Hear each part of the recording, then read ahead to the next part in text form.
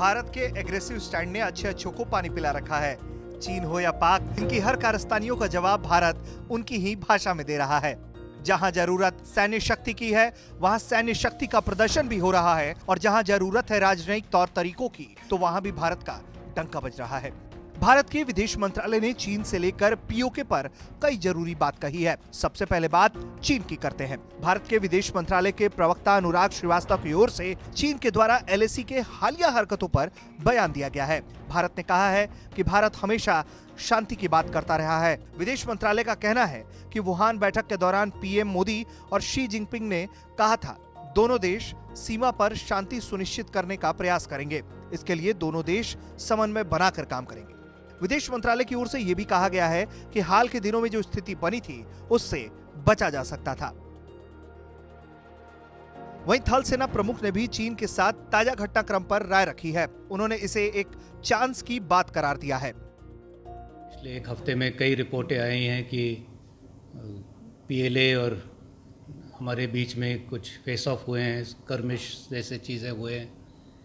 तो मैं इसके बारे में ये कहना चाहूँगा कि जो एलएसी है हमारे और चाइना के बीच, कई जगहों पर इस पर अलग अलग परसेप्शन है कि ये कहाँ से गुज़रती है, और इसीलिए हम अपने एरिया तक पेट्रोलिंग करते हैं, वो भी अपने एरिया तक आते हैं। और ये इसलिए ये कई बार हो जाता है कि एक ही टाइम एक ही जगह दोनों तरफ के दोनों पेट्रोलिंग पार्टियाँ पहुंच जाते हैं, और जब ऐसे होता है तो अक्सर ये फेस ऑफ हो जाता है। ये फेस ऑफ कोई नई चीज़ नहीं है, ये पहले भी होते हुए हैं, और इसे निपटने के लिए हमारे प्रोटोकॉल पहले से हैं। वो अगर उस पेट्रोल के लेवल पर ये मामला सुलझा नहीं जा सकता, तो फिर डेलीगेशन लेवल मीटिंग होते हैं, highest military level commander meeting होते हैं, और उस वक्त आपस में बातचीत करके एक दूसरे के पॉइंट को समझते हुए फिर दोनों साइड डिसएंगेज हो जाते हैं और मामला सुलझ जाता है।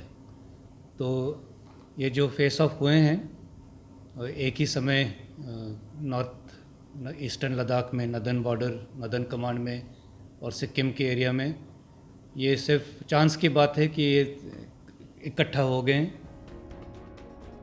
वहीं हाल के दिनों में पीओके को लेकर भी काफी उठापटक मची है। पाकिस्तानी खेमे में खलबली है कि भारत कभी भी पीओके को लेकर फाइनल कार्रवाई शुरू कर सकता है। इसी बीच पाकिस्तान चालाकी दिखाने की भी खूब कोशिश कर रहा है। पाकिस्तान की सरकार की ओर से एक चीनी राज्य संचालित फर्म और पाकिस्तानी सेना के बीच डामर भाषा बांध के निर्माण के लिए $2.75 बिलियन का कॉन्ट्रैक्ट किया गया है। डॉन अखबार की रिपोर्ट की माने तो चीन की सरकारी कंपनी चाइना पावर के पास 70% और फ्रंटियर वर्क्स ऑर्गेनाइजेशन पाकिस्तान की आर्म्ड फोर्सेस की कमर्शियल शाखा 30% की हिस्सेदारी रखेगी।